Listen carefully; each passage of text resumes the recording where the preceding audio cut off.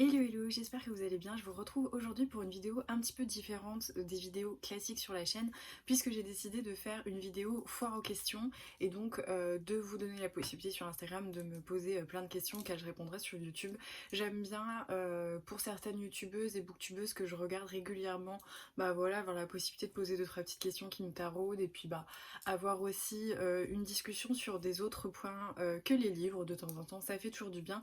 Donc je me suis dit, vu que j'essaye d'étoffer un petit peu la chaîne pendant la période du confinement, c'était le moment de faire cette vidéo. J'ai eu pas mal de petites questions, donc je vais y répondre petit à petit. Et puis pour toutes les questions aussi concernant la lecture, je ferai un autre tag sur mon rapport à la lecture. Il y a plein de petites questions, je l'ai déjà vu tourner et c'est plutôt sympathique, donc je pense que je réitérerai l'expérience pour une prochaine vidéo. Et du coup on commence tout de suite. Alors pour la vidéo, je vais essayer de mettre ici la capture d'écran du message que j'ai reçu, mais je ne vous assure pas que je vais réussir à le faire parce que vous savez que moi et le montage vidéo ça fait deux. Mais la première question c'est OAPI D, donc de la chaîne OAPI que j'aime beaucoup, je vous en parle de temps en temps. Elle m'a fait découvrir Somalie et l'esprit de la forêt, et puis voilà, elle a un univers que j'aime beaucoup, qui m'a demandé si j'étais lectrice depuis toujours, et la réponse est oui, je lis depuis bah depuis toujours, aussi simplement que ça. J'ai toujours lu des petits bouquins, j'avais les Roald Dahl, j'avais beaucoup de romans et d'albums illustrés, mais je crois que c'est vraiment en CM2, 6ème que je me suis mise à lire les grands classiques, les Jane Austen que j'ai découvert notamment à cette période, et j'en ai lu une quantité, donc il y a beaucoup en fait de mes romans de poche qui viennent de cette époque, et je me souviens on avait toujours par semaine une petite journée, une petite après-midi avec ma grand-mère, et elle m'achetait toujours un livre de poche. À l'époque, je me souviens, ça coûtait genre 5 € quoi, des livres de poche. Et du coup, comme ça, j'en ai lu pas mal. Donc c'est vrai que j'en ai beaucoup accumulé, notamment toutes les œuvres des Sœurs Brontë que j'ai dû lire voilà, vers la 6ème, 5ème. Et puis à partir de la 5ème, j'ai lu beaucoup de classiques de la littérature russe parce que j'aimais énormément ça, Dostoïevski, Tolstoï. J'ai lu beaucoup de tout ça, et voilà, j'aimais beaucoup les grosses briques, j'aimais beaucoup toute la littérature du 19e que j'en ai mangé une quantité. Je me suis fait tous les Rougon-Macquart, tous les Maupassant, enfin j'ai vraiment beaucoup lu, et oui, je pense que j'ai toujours été lectrice, après avec évidemment des années où je lisais moins que d'autres, notamment sur toute la période de mes études, parce que forcément je lisais un peu tout le temps, mais quand les partiels arrivaient, moi je suis quelqu'un d'assez focus sur les tâches que j'ai à faire, donc quand les partiels arrivaient, je mettais tout de côté et je lisais pas.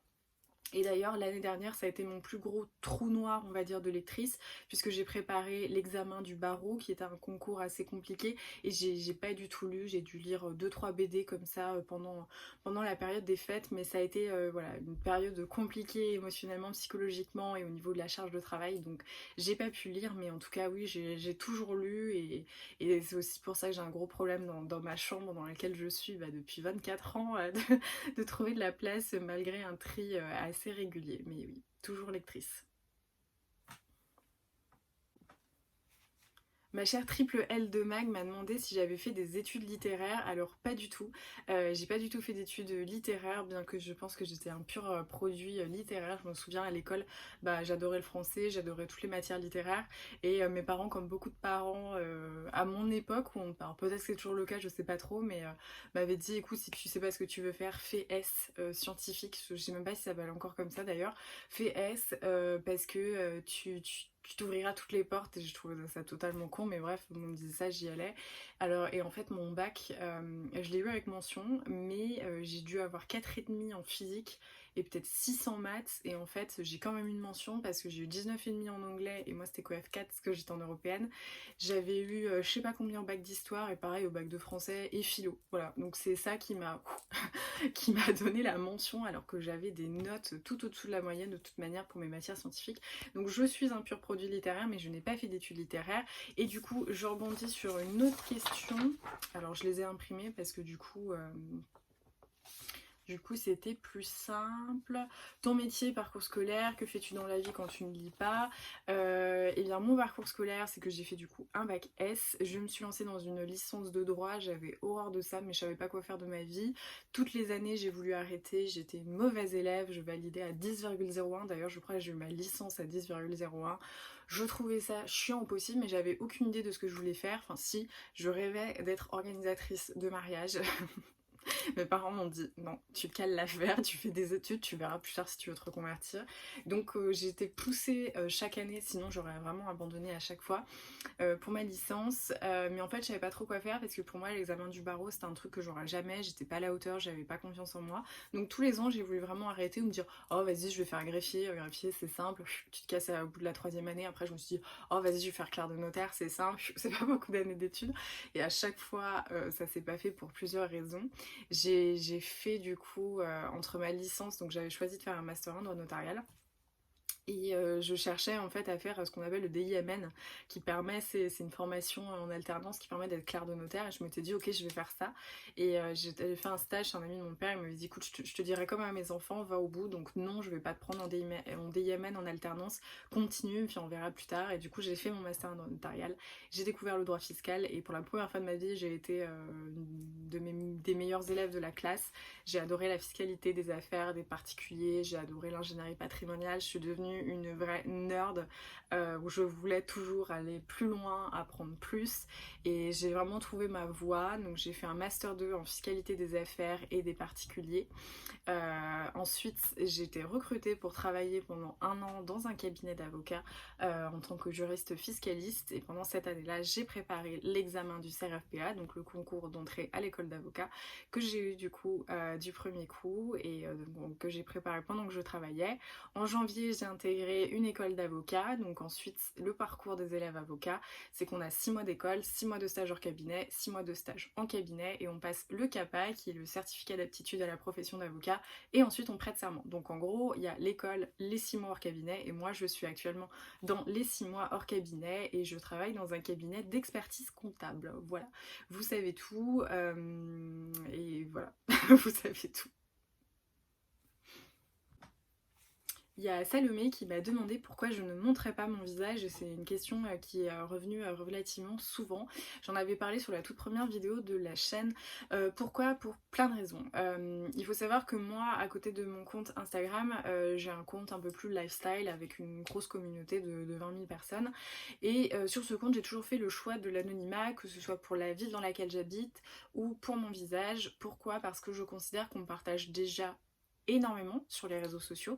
Je vais pas oser dire que c'est un peu de l'exhibe, mais en tout cas on partage beaucoup dans un souci de passion, dans un souci de communauté.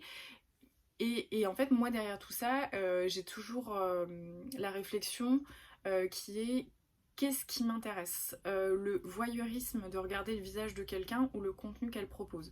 Donc effectivement il y a des très belles photos avec des visages qui sont très jolis, mais à part si on parle vraiment de maquillage où effectivement je vais avoir envie de voir ce que donne un fard sur une paupière, etc. Les comptes lifestyle qui me disent qu'ils sont allés faire un haul à Action, qu'ils ont acheté de la déco à Maison du Monde ou qui ont testé tel ou tel truc, en fait leur visage j'en ai strictement rien à faire. Donc en fait j'ai transposé ça en me disant est-ce qu'il y a vraiment une utilité à dévoiler mon visage? Et je trouve qu'en plus de ça, on est dans une société qui est quand même très liberticide, où avec comment dire, tous les règlements des données, enfin il m'est arrivé d'ailleurs un truc il n'y a pas très longtemps, je me dis mais c'est hallucinant toutes les informations qu'on assume en tant qu'usagère d'internet. Donc je me dis si je peux encore avoir la main sur mon identité, sur mon visage, c'est un droit que je prends avec plaisir et c'est pour ça que je cache mon visage. Il y a aussi un souci pour moi du fait de mon métier. Voilà, le serment d'avocat, il nous poursuit dans la vie intime comme dans la vie professionnelle. Et c'est un monde un petit peu voilà, particulier. Et je n'ai pas envie que ces deux éléments en fait se superposent. Donc c'est aussi mon droit de me protéger de ce côté-là. Et puis de manière purement objective, quel est l'intérêt de montrer mon visage pour parler d'un livre? Moi j'aime bien regarder, j'aime bien écouter des podcasts et souvent quand je regarde des vidéos YouTube, je regarde même pas ce qui se passe, à vrai dire, je la laisse en fond, je fais ce que j'ai à faire mais simplement j'écoute. Et quand j'ai ressenti, d'ailleurs ça répond à une autre question qui était Aurélia Gram qui m'a dit qu'est-ce qui t'a donné envie de commencer sur Booktube et Bookstagram. Donc pour Booktube, moi c'était la sensation d'être un petit peu limitée dans mes possibilités de communiquer sur la littérature, puisque sur Instagram, bon bah voilà, je prends grand soin à rédiger des chroniques, mais parfois ça ne peut pas forcément suppléer à une discussion de vous à moi par rapport au livre, et c'est ce qui m'a donné envie, c'est que j'essayais de le faire sur Instagram en story, mais les stories étaient super longues et je trouve ça très décourageant. Moi, quand je vois qu'il y a plein de petits points et que la story dure des heures, j'ai pas forcément envie de passer mon temps à swiper comme ça sur Instagram. Donc j'ai ressenti que j'étais un petit peu limitée et que j'allais au bout de ce qu'Instagram pouvait m'offrir dans la communication pardon, que je souhaitais avoir par rapport à la littérature, et je me suis dit je vais commencer une chaîne YouTube. Alors j'étais énormément découragée par tout le monde parce que tout le monde me disait on t'attend pas, le visage coupé ça marchera pas, les gens ils aiment pas, et moi je maintenais le fait que ce qui est important c'est la parole, le contenu, et pas forcément le fait de voir mon visage. Et en plus ça, comme vous le remarquez, je parle énormément avec les mains, donc je pense que vous avez des choses à regarder, mais voilà, pour moi c'est un souci de conserver, parce que c'est mon droit et ma volonté, mon identité, mon visage. Et je pense aussi que dans notre société très portée sur les apparences, il faut aussi se questionner sur quel est l'intérêt de voir un visage quand on parle d'un livre ou d'autre chose. Est-ce que c'est pas simplement une curiosité déplacée? Est-ce que c'est pas simplement du voyeurisme? Voilà, c'est ma réflexion et c'est pour ça que je ne montre pas mon visage. Ensuite, j'ai eu plein de questions de ma petite chouchoute d'Instagram qui est Cecilia Cherry Blossom. J'essaierai de vous mettre les pseudos, enfin voilà, en tout cas de mettre ce petit truc. Cecilia, c'est mon bonbon sur Instagram, je l'aime trop, elle est trop drôle, elle est trop belle, elle est trop gentille. J'aime bien parce qu'elle a un compte qui est très axé littérature, mais qui parle aussi de beaucoup d'autres choses. Elle parle de ses petits hauls quand elle fait ses achats produits de beauté Yves Rocher, elle parle de ses hauls de courses, elle est tellement extrême dès qu'il y a des saisons, automne, Noël, enfin bref, je l'adore, c'est vraiment mon petit rayon de soleil sur Instagram. Et donc elle m'a posé en première question d'où te viennent tes inspirations photos et mise en scène. Je saurais pas trop dire, je pense que l'inspiration pour moi elle est partout dans notre quotidien. J'ai pas forcément de trucs, voilà. Déjà j'évite un petit peu de trop flâner sur Instagram parce que voilà, je me dis ça sert à rien d'essayer de voir quelle est la tendance, il faut rester propre à soi. Après, comme je disais, je suis pas totalement extérieure au monde de la communication, puisque voilà, j'ai eu d'autres comptes et j'ai même un blog de cuisine, donc qui n'est pas actif en ce moment parce que pour diverses raisons alimentaires qui me sont arrivées ces dernières années, mais du coup voilà, je pense avoir au fil des années et au fil de ma vie développé mon propre sens esthétique. J'ai fait les beaux-arts, j'ai toujours fait beaucoup de choses artistiques, j'aime bien faire, enfin je dessine encore, je fais de l'aquarelle, j'aime bien explorer plein de choses. Enfin là récemment, si vous me suivez en vlog, vous avez vu que je me suis mis au tricot, que j'ai pour projet de me mettre à la couture, donc je suis toujours à la recherche d'autres choses, et cette recherche d'autres choses m'inspire pour d'autres. Et puis voilà, donc je fais souvent confiance à mon instinct pour mes mises en scène. Et puis il faut aussi dire que je viens d'une famille de gros brocanteurs, de gros antiquaires, donc j'ai plein de petits objets, et souvent j'aime bien donner une résonance au texte avec l'image, et c'est pour ça que j'essaye d'inclure tous ces petits éléments sur mes photos. Et voilà, je sais pas si cette réponse est celle que tu attendais, mais c'est la mienne. Ensuite, Cécilia m'a demandé quels étaient mes comptes Booksta et Booktube favoris. Alors je vais commencer par Booktube.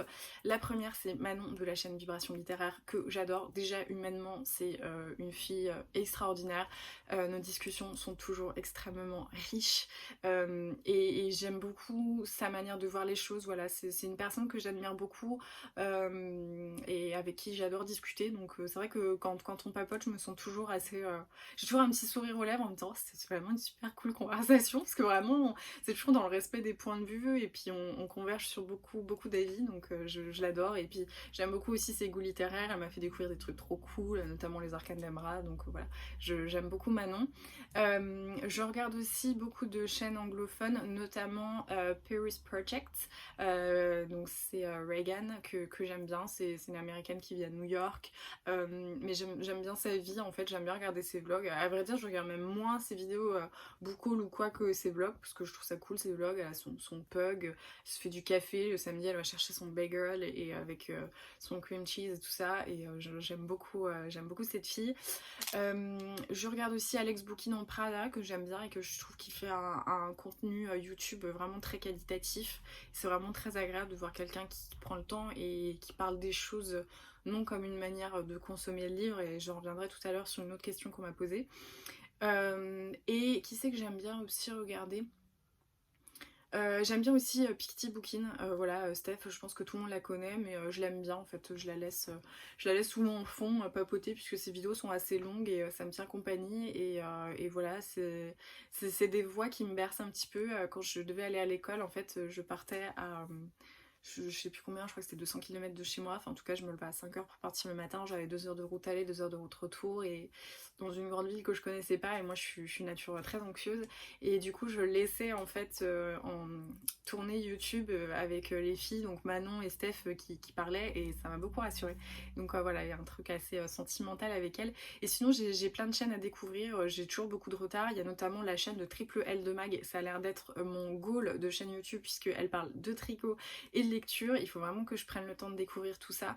Et il y a aussi la chaîne de Petite Lectrice qui fait des carnets de bord de lecture, et j'aimerais bien prendre le temps aussi de regarder, enfin il y a plein de choses comme ça où il faut vraiment que je prenne le temps. Et mes comptes Bookstagram favoris, bah forcément Cécilia, il y a toi, hein, déjà, Cécilia Cherry Blossom. J'aime beaucoup le compte de Inkaelo, Sarah, qui a une créativité exceptionnelle. Mon petit coin de lecture, elle c'est vraiment ma pépite aussi. C'est une ado, je sais pas trop quel âge elle a, ou si elle est au lycée, je pense qu'elle est au lycée. Et je suis assez impressionnée et admirative de toute la créativité, tout le soin qu'elle met pour des photos. Et je trouve qu'elle représente beaucoup cette génération qui prend les choses à cœur et qui va pas se dire... Enfin moi je sais, quand j'ai commencé à être sur les réseaux et à vouloir prendre soin, mes parents me disaient tout ça pour une photo.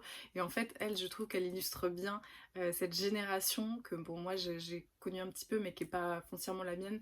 Mais voilà, cette génération d'ados, là, de lycéens qui disent ouais bah tout ça pour ça, mais en fait on va le faire et on va le faire bien. Et je la trouve vraiment exceptionnelle, fidèle à elle-même, fidèle à son style, à sa créativité, et vraiment je pense que ce sera une femme super accomplie et géniale, donc je l'aime beaucoup. J'aime beaucoup le compte de... Oh, c'est dur franchement comme ça de, de voir... Bah, Ink Girl Reading, qui est ma copine, ma meilleure amie Anaïs. J'aime beaucoup son compte et j'aime beaucoup sa manière de parler des livres.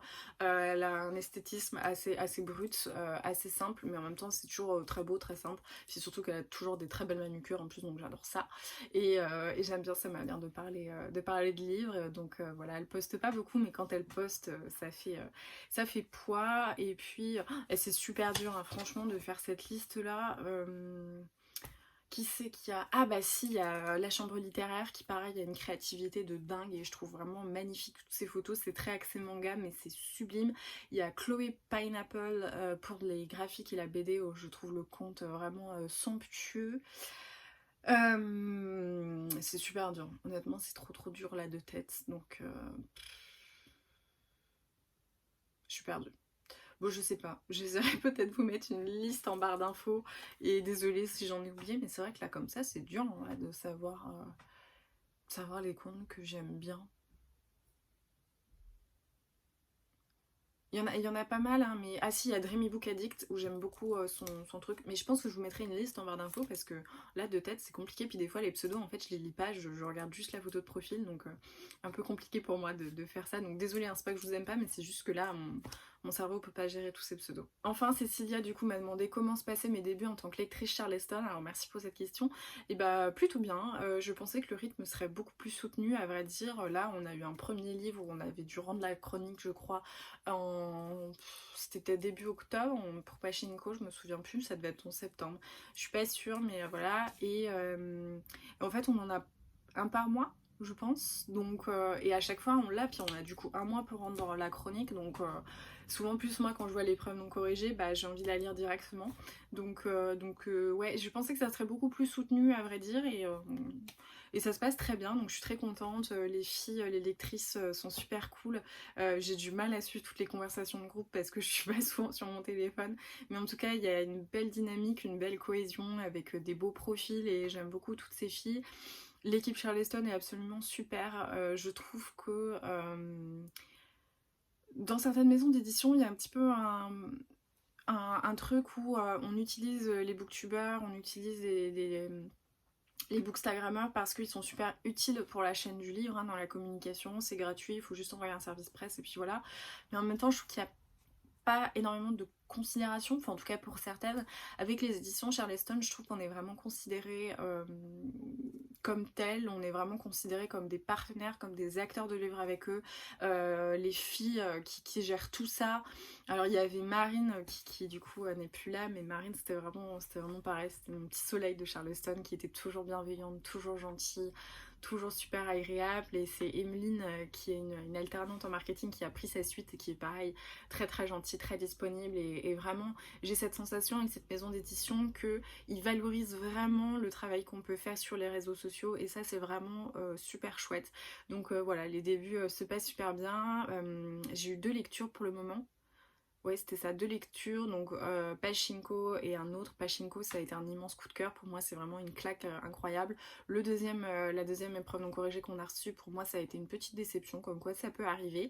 Mais en tout cas c'est très intéressant parce que les échanges sont toujours constructifs et c'est vraiment une super expérience. Puis on est super gâtés, donc vraiment c'est un privilège de faire partie de cette aventure. Mon petit coin de lecture m'a demandé quel était mon livre chouchou. Cette question est impossible, je passe directement parce que je sais pas quel est mon livre chouchou. Alors est-ce que c'est chouchou en mode mon livre préféré de tous les temps, ou est-ce que c'est chouchou en mode douillet réconfortant? Alors si c'est douillet réconfortant, je penserais, parce qu'en plus je pense à la photo que tu as faite, je pense à comment ça s'appelle, à tous les garçons que j'ai aimés, donc de je sais pas qui, donc c'est Lara Jean. C'est trop chou, c'est trop mignon, le film Netflix c'est trop mignon. C'est un truc où je pense que quand j'avais acheté ce coffret, je me souviens je l'avais acheté à Barnes Noble à New York et j'avais pris les 3 dans un coffret qui était trop cute. Et tout le monde m'avait dit, je me suis dit, qu'est-ce que t'achètes, pourquoi t'achètes un truc d'histoire d'amour adolescent? Je te dis, ah non mais ça a l'air super chouette, enfin j'ai lu, ça a l'air cool. Et effectivement c'était trop douillet, ça m'avait vraiment mis dans un petit cocon de douceur et de poésie et d'humour que j'avais adoré. Voilà, c'est un super livre, mais je vous conseille de le lire en anglais parce qu'en français c'est insupportable. Et sinon mon livre préféré, bah, je dirais que c'est le portrait de Dorian Gray d'Oscar Wilde voilà, qui psychologiquement, sur les fonds, sur les métaphores, sur tout ça, j'adore ce livre. Delphine m'a demandé comment j'arrivais à lire autant en travaillant. Tout simplement parce que déjà j'ai pas la télé. Je ne regarde pas la télé, je passe pas énormément de temps sur mon téléphone. Pour vous dire, j'avais regardé là juste avant, sur Instagram je passe 30 minutes. Voilà, donc effectivement j'ai du mal à vous répondre, mais en tout cas je trouve que c'est quand même très chronophage de passer son temps sur les réseaux sociaux, donc je passe 30 minutes par jour, ce qui est pas énorme. Je me perds pas à scroller, ça peut m'arriver hein, mais souvent je m'arrête. J'ai pas la télé, je perds pas de temps sur les réseaux sociaux et je regarde pas de séries, voilà. Ça peut m'arriver de temps en temps, il y a une série que j'ai envie de regarder, je me lance dedans et voilà, mais en tout cas c'est pas dans mes habitudes de divertissement de regarder des séries, ce qui fait que bah, mon temps libre, c'est-à-dire mes pauses déjeuner et le soir après le boulot, et bah je lis. Donc en plus de ça, il faut savoir que le cerveau ça reste un muscle, donc plus on lit rapidement, et actuellement je lis à peu près 100 pages par heure, donc ça me permet presque de lire un livre tous les 2-3 jours avec mes 2 heures, on va dire le soir, parce que une fois que j'ai fait toutes mes tâches, etc., bah, de 21h à 23h ou de 20h à 22h, selon le créneau où je m'arrête, je peux avoir 2 heures de lecture et plus ce que je peux lire pendant ma pause. Et du coup voilà, c'est pour ça que je fais ça, parce que je perds pas mon temps devant la télé, devant des séries, devant Netflix, je fais pas tout ça. Donc et il y a aussi quelque chose alors qui peut avoir l'air un petit peu psychorigide, mais c'est que j'organise vraiment mon temps. Comme je vous l'expliquais, j'ai beaucoup de passion, beaucoup de choses que j'aime faire. Et forcément 24 heures c'est très court, surtout quand on travaille et que ça prend la majeure partie de la journée. Donc avec mon bullet journal je m'organise énormément sur les tâches que j'ai à faire pour me donner le plus de temps libre possible. Je vais pas dire que tout est millimétré, mais en tout cas voilà, tout est organisé, ce qui fait que j'ai le maximum de temps de lecture pour moi. Et mais voilà, mais du coup je pense qu'on peut pas tout faire, on peut pas lire beaucoup et en même temps beaucoup regarder de séries, beaucoup faire d'autres trucs. Enfin en tout cas faut pas travailler quoi, si c'est ça. Donc voilà. Petite lectrice m'a demandé quel était mon auteur préféré. C'est très compliqué. C'est très compliqué de répondre à cette question. Je dirais un petit peu classiquement Jane Austen, qui m'a déclenché mon envie de lire et qui pour moi a posé aussi les pions d'un questionnement sur la femme quand j'étais toute jeune en CM2, voilà, 6e, et que j'ai découvert ces livres. Je me suis vraiment posé des questions sur cette manière de voir les femmes qui changeait des autres livres du 19e que je pouvais lire. Donc Jane Austen, vraiment, c'est quelqu'un que je valorise énormément.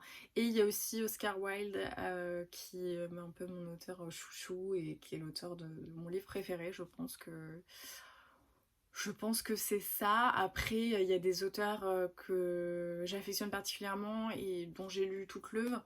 Il y a notamment Frédéric Becbédé, que j'aime beaucoup, et qui, je pense qu'il faut aller au-delà des quelques préjugés qu'on peut avoir et découvrir son œuvre qui est bourrée d'un réalisme et d'un humanisme cru qui peut déranger, mais en tout cas où c'est toujours des vérités dérangeantes mais absolument clairvoyantes. Je trouve qu'il est subversif, qu'il est drôle et qu'il a ce truc en fait. L'humour un peu noir des fatalistes sur l'humain, et c'est quelque chose que j'aime beaucoup. J'aime notamment dans le même genre Welbeck, pareil, qui même si a une plume assez vulgaire, assez crue, a une vision de l'humain assez clairvoyante, je dirais, et voilà, j'aime beaucoup ces deux auteurs. Et puis j'aime énormément Fonkinos également, dont je lis l'intégralité de l'œuvre, parce que c'est pareil, je trouve que ces ouvrages, sans essayer d'emprunter beaucoup de style ampoulé ou de grands principes de la littérature française, avec des grands mots, des grandes phrases, etc., arrivent à donner beaucoup de poids et beaucoup de force à des histoires qui peuvent se passer de main en main de plusieurs générations. Donc j'aime beaucoup Fonkinos aussi, voilà. Ensuite, Sheima m'a demandé si c'était facile de commencer un bookstagram. Bah je pense. La seule difficulté, c'est qu'il faut poster une première photo, trouver un pseudo et commencer.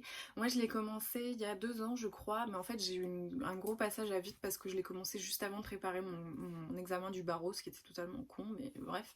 Donc du coup pendant 1 an en fait j'ai pas posté, et je suis revenue pendant le confinement en mai, où j'ai essayé de revenir assez régulièrement. Donc ça a monté plutôt rapidement, parce que je pense qu'il faut être constant. À mon avis, c'est ça la clé sur Instagram, c'est d'être constant et d'être fidèle à soi-même. Je pense que c'est essentiel. Ensuite, j'ai une question de Darkmat Rises qui m'a demandé qu'est-ce qui m'agace sur Bookstagram. Il y a 2 écueils qui m'agacent sur Instagram. Le premier, j'ai déjà pu l'évoquer, c'est la consommation du livre. C'est un truc qui a tendance un petit peu à me gonfler, de voir qu'il y a des comptes Instagram où la plupart des posts, c'est pas une chronique de livre, c'est simplement j'ai acheté ce bouquin et on met le résumé de l'éditeur. Ça me laisse un petit peu pantoise, parce que je me dis c'est quoi le but? C'est d'accumuler du bouquin et de montrer qu'on a acheté un objet de consommation, comme on dirait j'ai acheté une plante ou j'ai acheté un objet de décoration, ou est-ce que c'est de parler du livre? Et ça, je trouve qu'il y a vraiment une course à la consommation sur Bookstagram, sur des comptes moi que j'abandonne un peu parce que ça me gonfle, où voilà, il y a des gens qui vont acheter tous les bouquins qu'il faut avoir quoi. Il y a beaucoup ça dans le young adulte, j'ai l'impression, où il faut avoir tous les Libar Hugo, Olivier Schwab et trucs comme ça, mais en fait j'ai envie de dire mais lisez les bouquins avant d'acheter. Moi ok, je fais de temps en temps des gros book hauls, et encore j'en fais pas énormément. Là vous avez vu dans celui que j'ai fait très récemment, il y avait pas mal d'occasions. Bon certes il y avait du manga, mais le reste c'était des bouquins décoratifs et puis des services de presse pour certains que j'avais presque déjà lus. Mais en tout cas je sais que voilà, je lis beaucoup de livres, je peut-être à 100-150 par an, donc forcément j'en achète beaucoup, mais je les lis beaucoup. Acheter des quantités et des quantités de bouquins quand on n'en lit même pas autant qu'on en achète, c'est un truc, ça m'agace un petit peu, parce que j'ai envie de dire il faut revoir l'essence du livre, l'essence de la littérature, et arrêter de vicier ça par du consumérisme, et ça c'est quelque chose qui m'agace fortement. La deuxième chose qui m'agace sur Bookstagram et qui me donne envie, honnêtement, parfois d'arrêter, genre là, ce week-end, ça a été un petit peu le trop-plein, c'est le manque d'originalité, le manque de personnalité.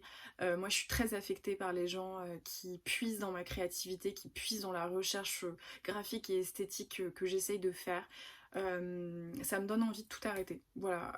Là, en l'espace d'1 mois, tous les week-ends, à peu près tous les week-ends, je reçois des amis qui me disent regarde cette photo, c'est exactement celle que tu as mis il y a 2 semaines. Et je regarde et c'est la même chose. La disposition d'un lit, la disposition de la branche d'arbre, la disposition, la texture avec un plaid. J'ai rien inventé, hein, effectivement, mais il y a parfois des coïncidences qui sont un petit peu trop grosses. Mon amie Anaïs, la dernière fois, elle m'envoie un SMS, elle dit regarde son compte. À partir du moment où elle commençait à commenter tes posts, son compte a totalement changé d'esthétisme. Et ça me fait de la peine parce que je pense ne pas être un réceptacle à créativité. Je fais mes recherches pour moi, pour être fidèle à moi. Et quand je vois des gens qui changent totalement leur ligne esthétique parce qu'elles ont dû se dire oh putain c'est sympa ce qu'elle fait, bah je vais faire pareil, moi ça me gonfle vraiment. Il y a ça et il y a vraiment les photos copier-coller et je vous dis j'en parle pas sur Instagram parce que j'aime pas forcément faire voilà, des débats comme ça, mais j'ai peut-être une quinzaine de photos enregistrées sur Instagram où les gens ont fait exactement, quand je dis exactement, c'est-à-dire qu'il y a un mug ici, un plaid là, le bouquin ouvert ici, le bouquin avec les pages retroussées comme ça, c'est la même photo.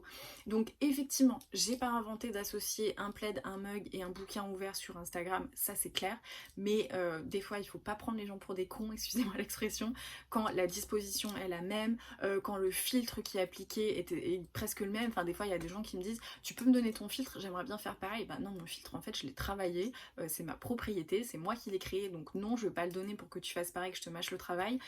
Et j'en vois voilà, de plus en plus fleurir des comptes qui font exactement pareil. C'est pareil, il y a plein de choses qui me saoulent. Par exemple, pour mes vidéos YouTube, j'essaye de trouver de la musique que tout le monde n'a pas. Je suis allée sur un site que j'utilisais quand j'étais bénévole en radio, puisque j'avais été en radio et j'ai fait du bénévolat pendant un an. On utilisait un site qui est assez méconnu pour le grand public, qui est très peu accessible sur YouTube et qui était la base un peu pour les jingles. C'est des artistes qui mettent ça, voilà, il y a des trucs à faire. Donc forcément, c'est des artistes que j'ai crédités en vidéo. Et j'ai eu le bonheur de voir qu'il y avait des gens qui l'avaient repris. Et j'ai envie de dire, mais quel est l'intérêt quand on essaye d'installer, je veux dire, un flow esthétique, un flow visuel, un flow auditif, de faire la même chose? Et ça, honnêtement, en ce moment, vous voyez, ça m'appuie là. Les photos, les feeds qui ressemblent de plus en plus aux miens. Quand je vois les gens qui enregistrent la photo en fait sur Instagram, ça me fait plaisir, et maintenant ça me fait plus plaisir parce que je me dis c'est quoi en fait, c'est enregistré pour refaire la même, parce que je sais que la semaine prochaine il y a ma soeur ou ma meilleure copine ou une autre meilleure copine qui vont me l'envoyer en me disant regarde, elle a fait exactement la même chose. Quand je vous dis exactement, c'est vraiment souvent du copier-coller où je pense que la personne prend le téléphone, regarde et essaye de me faire la même mise en page, donc ça me saoule. Les comptes qui ont totalement vrillé d'esthétisme, les comptes qui font exactement pareil, les photos copier-coller, moi franchement ça me crève le cœur et ça me donne envie d'arrêter en fait. Voilà, c'est une belle expérience, c'est un beau truc, mais comme je l'ai dit pour la première question, j'ai toujours été lectrice, je le serai toujours, et d'avoir des gens qui puisent dans ce que je fais, dans l'essence de ma créativité, ça me fait du mal. Ça me fait du mal et c'est quelque chose que je trouve très néfaste sur les réseaux sociaux parce que les gens s'approprient des personnalités qui ne sont pas les leurs et je trouve ça très dommage. Donc c'est un peu mon petit coup de gueule parce que moi honnêtement, le week-end dernier, ça faisait 3 semaines que je voyais des copier-coller de mes photos. Je me suis dit bah en fait je poste pas. Ça me saoule, je poste pas, j'en ai marre. J'en ai marre de mâcher le travail pour des gens. Effectivement, un Bookstagram, démarrer Bookstagram, c'est très facile quand on copie d'autres comptes et qu'on ne crée pas quelque chose soi-même. Donc voilà ce qui m'agace très fortement. Et ça m'agace et ça me fait de la peine parce que j'ai l'impression qu'on puise en moi gratuitement, sans me demander. Et ça fait un petit peu du mal. Surtout qu'après, des fois, c'est des gens en plus avec qui j'ai des contacts et tout ça. Et je me dis, mais ils se rendent pas compte. Enfin, je sais pas s'ils se rendent compte ou pas, si c'est à dessein ou si c'est inconscient, mais il y a des fois ça me saoule. Et il y a ça, et puis il y a aussi il y a une fois, alors ça c'est arrivé une fois et ça m'avait rendu dingue, c'était pour la chronique du dernier Joël Dicker, et il y a quelqu'un qui a repris mot pour mot ma chronique en changeant 3 mots, et voilà. Donc j'avais contacté la personne en lui disant écoute, déjà qu'on vole mes photos, si en plus on vole mes chroniques ça va être compliqué. Et elle m'a dit bah je me suis pas rendu compte que j'ai fait la même chose que ça. C'était vraiment la même chose, hein. Elle avait changé 3 mots, donc je me dis bon. Voilà, donc le manque d'originalité sur Instagram, ça me prend et ça me donne envie de tout arrêter. Voilà. Sur une note un petit peu plus joyeuse, Mademoiselle Je Bouquine m'a demandé quel était mon plus grand rêve. Mon plus grand rêve, c'est de gagner à l'euro-million, de donner de l'argent à toutes les associations auxquelles je crois, à trouver un moyen d'emprisonner Donald Trump et tous les dirigeants néfastes pour ce monde, un moyen de rendre la planète beaucoup plus viable et également de ne plus avoir à travailler pour pouvoir être créative toute la journée, lire des livres, dessiner, créer, me lancer dans la poterie et voilà, vivre d'amour et de créativité dans un monde vert et respectueux des humains les uns envers les autres, ça serait top. Bon, à côté de ça, mon rêve ce serait aussi d'être publié puisque j'écris un roman qui est une comédie et voilà, pour le moment je reçois que des refus. Faut savoir que les refus dans les maisons d'édition, quand il arrive au bout d'une semaine, tu sais que t'as jamais été lu, hein, clairement. Mais t'en as aussi qui te donnent des codes promo pour auto-éditer. Donc je pense qu'il a jamais été lu non plus. Après je dis pas, il y en a qui ont dû le lire et qui ont dû les refuser, mais voilà, je savais que ce serait compliqué, mais voilà, donc effectivement, mon rêve ce serait quand même d'être publié et de sortir un jour mon roman, parce que bah, quand on est une grande lectrice, je pense qu'on aspire toujours un petit peu à prendre la plume un jour. Madame Chachali, bah voilà, j'adore son compte à Bookstagram, donc super, comme ça c'est top, j'en retrouve plein en même temps. M'a demandé quel était mon classique préféré. Mon classique préféré, bon bah je vais pas redire comment. Je vais pas redire, je pense, le portrait de Dorian Gray, parce que ça fait peut-être 3 fois que je le cite, donc on va changer. Qu'est-ce que j'ai bien aimé? Ah, si, l'insoutenable légèreté de l'être de Kundera. Voilà, c'est trop bien. Et sinon, en plus historique, qu'est-ce que je pourrais avoir que j'avais adoré? Ah bah, l'attrape-cœur de J.D. Salinger. Quelqu'un m'a demandé quel conseil donnerais-tu à quelqu'un qui vient de commencer sa chaîne YouTube. Honnêtement, j'en sais rien parce que j'ai toujours l'impression de moi-même commencer ma chaîne YouTube. J'ai toujours l'impression d'être nulle et que personne me regarde. Et à chaque fois, quand on me partage sur Instagram, je suis là, oh, non mais c'est moi, genre c'est de moi qu'on parle. Donc je sais pas, et je dirais que comme pour tout, il faut être constant et fidèle à soi-même et pas essayer de rentrer dans un moule, mais créer son propre moule. J'ai des super questions, mais elles ont été coupées par l'imprimante. Que t'inspire la lecture? La lecture, elle m'inspire bah, de nouveaux horizons, de nouvelles vies, de nouveaux paysages. Ça m'inspire aussi la possibilité d'ouvrir une porte sur des mondes différents. C'est aussi une manière de s'éduquer, je pense, de toujours être confronté à des choses qui ne font pas partie de notre quotidien et qui nous permettent de réfléchir.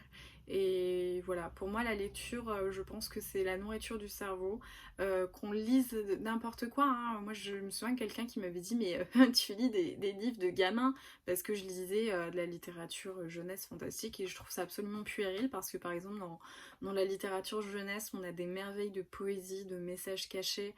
Je me souviens d'un livre qui s'appelle Sally Jones, qui est pour enfants et qui parle de l'histoire d'un gorille qui vivait dans un bateau avec son capitaine et son capitaine se fait enfermer à tort pour un meurtre qu'il n'a pas commis.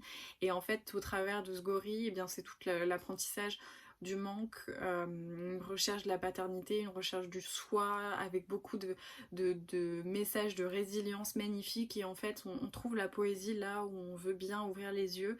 Et pour moi, la littérature, c'est ça, c'est le moyen de réfléchir, de se questionner, d'avancer et de découvrir. Lire encore, m'a demandé où trouves-tu le temps pour lire autant et gardes-tu tous tes livres? Donc où trouves-tu le temps? J'ai déjà répondu. Bah, le temps je me l'aménage et je ne perds pas mon temps en autre chose. C'est mon temps libre qui passe, voilà. Et est-ce que je garde tous les livres? Je dirais majoritairement, mais de manière assez raisonnée et raisonnable. Je parle assez de mon problème de place, donc forcément il faut que je fasse du tri régulièrement. Donc à peu près tous les... Je vais pas dire tous les trimestres, mais en tout cas peut-être tous les 6 mois, je fais un tri. voilà, je trie et tous les titres où c'est évident que j'ai pas envie qu'ils restent ou que je relirai pas. En fait, je présume pas du moi du futur. Il y a beaucoup de gens qui disent ouais, de toute façon, je sais que je le lirai pas, donc c'est mort, je le vends. Bah, je pense qu'on peut pas être autant sûr de soi et que parfois, peut-être que sur l'instant T, sur cette année-là, on n'aura pas envie de le lire, mais peut-être qu'après, on aura à nouveau envie de le lire. Donc, je trouve ça un petit peu bête. Des fois, j'ai vu des gens sur Booktube qui ont dit ouais, je l'ai vendu une année, je l'ai racheté, je l'ai revendu, je l'ai racheté. Bah, quel est l'intérêt en fait à part si c'est dans un but, voilà, comme les étudiants qui vont vendre des trucs chez Gibert, voilà, je peux l'entendre, mais si c'est juste pour dire je fais de la place pendant un moment pour en mettre des nouveaux, je les revends, je les rachète, moi je suis un petit peu plus raisonnée. C'est pas forcément dans un souci de conservationnisme exacerbé, mais c'est simplement que parfois, et ben, je me dis je peux pas présumer de ce que je serai dans 10 ans et peut-être qu'à ce moment-là j'aurai envie de le lire ou de le transmettre ou j'en sais rien. Donc je fais un peu, je fais pas ce questionnement de est-ce que je vais le relire, sinon je le vire. C'est plus est-ce qu'il m'a marqué, est-ce que j'ai envie de le garder, est-ce que j'aurai envie de le transmettre, est-ce que quand je le vois je me dis no way, enfin moi je fonctionne un petit peu à l'instinct, donc c'est un peu comme ça que je fonctionne et puis j'en vends, ouais j'en vends assez régulièrement. Alors souvent je passe pas par Vinted, je fais, il y a une application Gibert Joseph, c'est Gibert je vends et vous scannez les codes barres et ça vous fait un gros panier. Alors certes sur Gibert ils sont pas repris super cher, mais j'ai pas énormément de temps, donc pour moi c'est parfois hyper chronophage de tout mettre sur Vinted, de devoir négocier quand tu mets un bouquin à 4 euros et qu'on me dit est-ce que tu peux me le mettre à 1,80. Voilà, donc des fois c'est un petit peu relou, donc je préfère faire un gros panier, je libère, ils me reprennent le colis et ensuite je me fais voilà un bon cadeau de 40 euros et c'est comme ça que je fonctionne. Donc voilà, je garde pas tout, mais je jette pas tout non plus, donc c'est un peu entre les deux. Caroline m'a demandé comment je faisais pour m'aménager du temps pour lire et quel était mon budget de livres par mois. Donc pour aménager du temps, j'ai déjà répondu, hein, pas de télé, pas de Netflix, je fais que lire et écouter de la musique, donc voilà. Mon budget, donc il faut savoir que je suis étudiante et je le suis encore et que actuellement je n'ai qu'une indemnité de stage. Je pense que si vous êtes stagiaire, vous savez que c'est la mort. Donc un peu compliqué. J'achète énormément d'occasions, j'achète peu de livres neufs et à part pour les mangas et les BD, et très récemment j'ai eu la possibilité d'avoir des partenariats en service presse, ce qui me permet de lire un petit peu plus et en tout cas lire plus d'actualité parce que je ne les paye pas. Mais sinon avant, enfin je pense que quand mon compte a commencé à être actif, c'était que de l'occasion et du coup que des choses qui n'étaient pas forcément des nouveautés parce que je puisais dans ce que j'avais envie de lire, dans une wishlist interminable. Donc je regarde souvent, je mets des petites alertes. Donc je dirais que mon budget livre il doit être entre 50 et 70 euros. Voilà. Là, voilà, 70 euros, c'est les mois de vacances.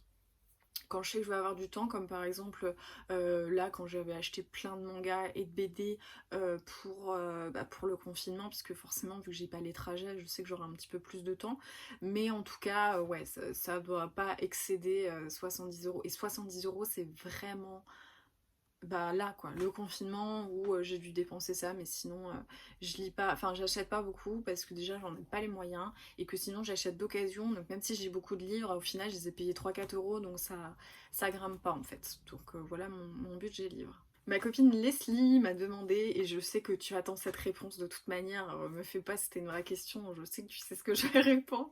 Elle m'a demandé quel était le livre que j'aimerais oublier pour redécouvrir, et sans hésiter ce serait Harry Potter.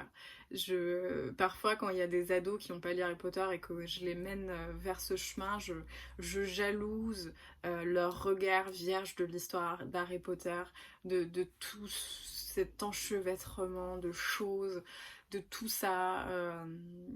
Je suis très jalouse de ce moment où j'ai découvert qui était vraiment Rogue, de tout ça, franchement de tout ça, je le jalouse vraiment. Voilà, ce serait Harry Potter que j'aimerais oublier et découvrir chaque année. Et Jen, de Jen Moodsbook, qui a un super compte Instagram d'ailleurs, n'hésitez pas à regarder, m'a demandé ce que je faisais dans la vie quand je lisais pas. Bah je travaille. Je travaille, je fais des études, sinon je tricote, je passe du temps avec mon chéri, de temps en temps on regarde un film le week-end et je fais du sport, je me nourris, je bois beaucoup d'eau parce que j'ai des problèmes de reins et j'écoute de la musique et je chronique également de la musique sur un site et voilà, donc je fais pas mal de trucs, je fais pas que lire mais je suis bien organisée. Voilà, j'espère que cette vidéo FAQ vous aura plu, en tout cas ça m'a fait rigoler de répondre à vos questions et c'était plutôt sympa. Je me dis que ça permet aussi de se découvrir différemment et de papoter. En tout cas n'hésitez pas à mettre un pouce et à vous abonner sur la chaîne pour plus de contenu et en tout cas je vous souhaite de très bonnes lectures et je vous dis à très vite.